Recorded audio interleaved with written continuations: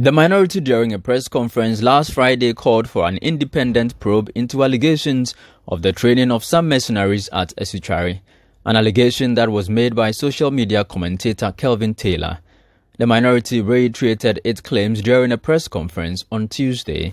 Our attention has further been drawn to an expose by a Ghanaian-based journalist, Kelvin, a Ghanaian journalist based in the USA, Kelvin Taylor, which suggests the recruitment and training of mercenaries by government operatives based at the Jubilee House to cause chaos and mayhem in the country and blame the political opposition.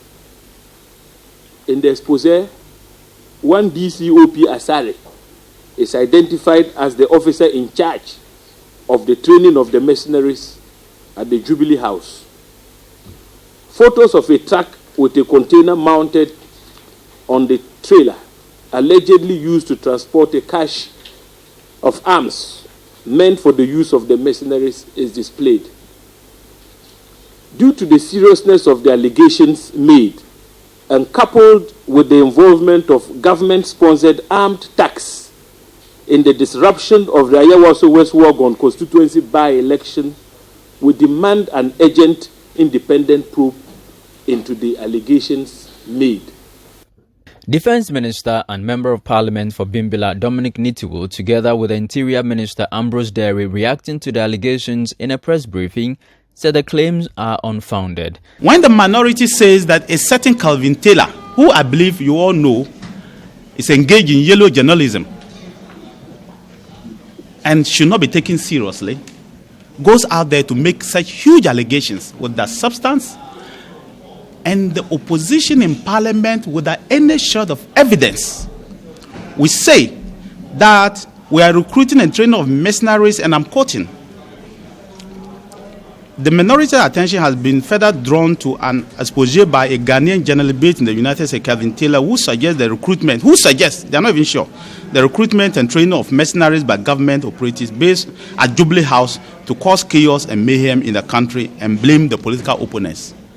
No such thing is taking place. This government has not brought anybody into Jubilee House who is not a soldier, who is not a police, or who is not into national security. Still in Parliament, ministers appeared before the House to answer specific questions from MPs. The Railways Minister, Peter Mewu, in a response to a question posed by Nalerugu MP Saidu Isifu, said COVID-19 and the travelling restrictions that came with the pandemic contributed to the failure of the ambitious $1.9 billion SkyTrain project. Africa Investor later informed the ministry that in the light of the COVID-19 pandemic and the travel restrictions that prevailed at the time, their technical team could not have the opportunity and therefore being unable to travel to Ghana to undertake the said feasibility studies. In this regard, therefore, Mr. Project, considering the timelines, their financiers therefore decided to pull out of the transaction, and the agreement basically, because was laid down on time basis, the agreement automatically expired, Mr. Speaker. The Nalerugu MP was, however, not satisfied with the answer and the way First Deputy Speaker Joseph Osei-Owusu handled the interaction. It was disappointing that the Speaker did not allow me to have a very fruitful engagement with the Minister on the floor. The taxpayers' money of about $2 million was spent in equity share in an investment. Okay. This minister has a role in this investment that was made by Ghana Infrastructure Investment Fund. So why is he not interested in the yield, the equity contribution of GIIF? And that's what I was looking for.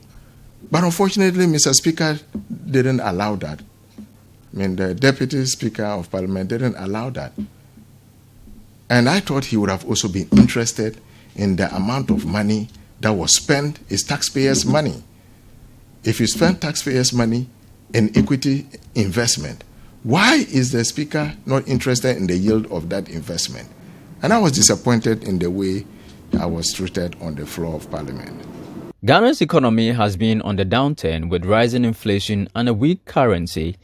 Ranking member on the Finance Committee of Parliament, Isaac Adongo, says the governor of the Bank of Ghana must be blamed for the development and must step down. The man who is in charge of managing our inflation targeting framework and ensuring that inflation is anchored and inflation expectations are anchored is the governor of the central bank. The inflation targeting framework within the confines of the Bank of Ghana provides very strict rules on what we call fiscal dominance over monetary policy. In other words, there are strict rules on how the government of Ghana can borrow from the Bank of Ghana. And those strict rules are quite clearly stating that the Bank of Ghana at any point in time should not have lent more than 5% of the previous revenue cumulatively to the government. If you consider last year's revenue, the government cannot even borrow 5 billion Ghana cedis from the Bank of Ghana.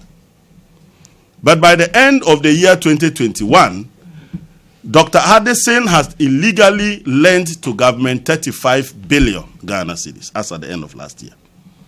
And by May this year, he had added an additional 22 billion when the minister came at media review.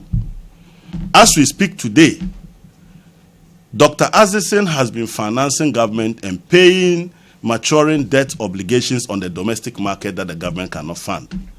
We are currently looking at something in excess of 70 billion of illegal borrowing by the government of Ghana through the Bank of Ghana. Even the central bank itself is competing with the economy for dollars. Dr. Addison, since he assumed office, has borrowed in excess of $7 billion on the balance sheet of the Bank of Ghana and thrown those dollars at the Citi. Today, Dr. Addison is in trouble to find the dollars to go and pay back those loans. Some he called them bridge finance, some he called them swaps, some he called them repurchase agreements. Today, Dr. Addison is in the market looking for dollars to pay up for his own mess. That is the problem. And Dr. Addison must be sacked. Otherwise, he must have the conscience to resign as the governor of the central bank.